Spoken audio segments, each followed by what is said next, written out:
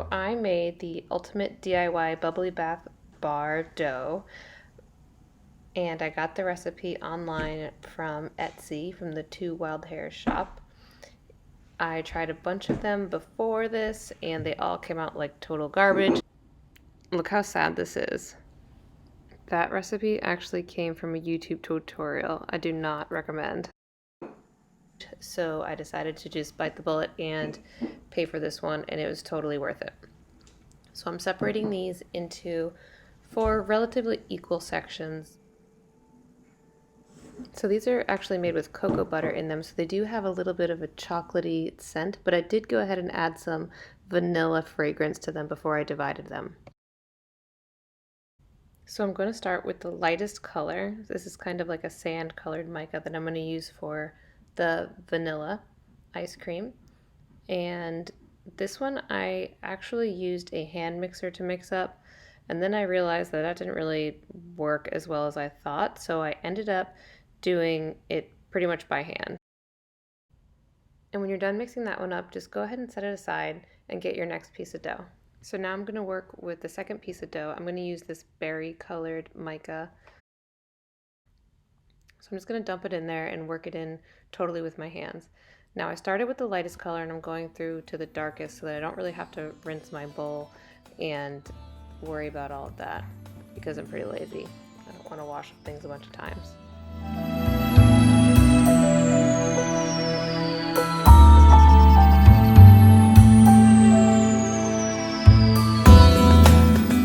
When that's really well incorporated, just go ahead and set that one aside.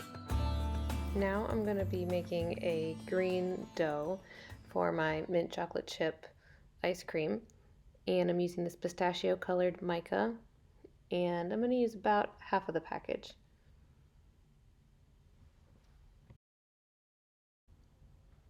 And when it's all mixed together, put that one in a ball and then set it aside. Now I'm going to mix in this brown mica powder for the chocolate.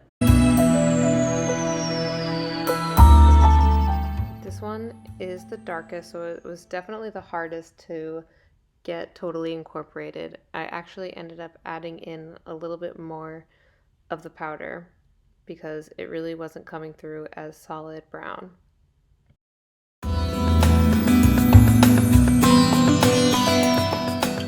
Now I have my chocolate, my strawberry, and my vanilla dough, and I'm going to add a little bit of each one into the scooper, and then it looks like this.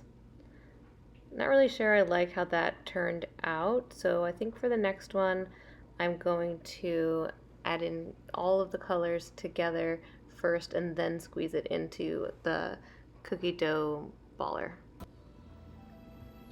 That's a little bit better.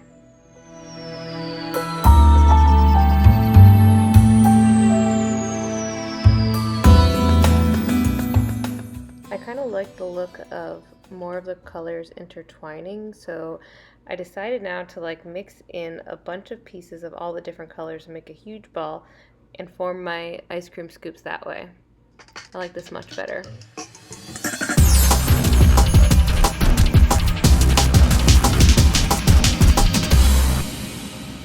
Now that I'm satisfied with the way that they're coming out, I just keep on going until I'm out of dough.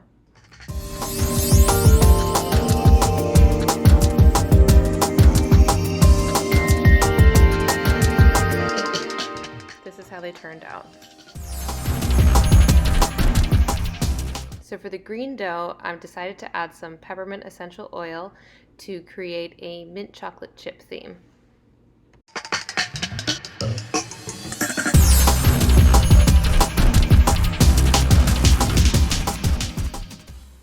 Make sure you mix in all of the essential oil really well into the dough.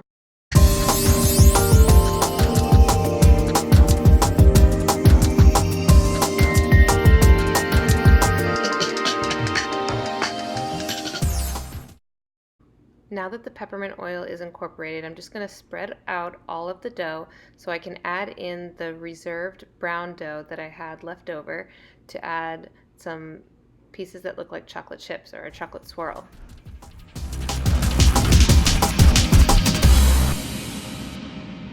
Then I'm going to form that into one big ball so I can take scoops out.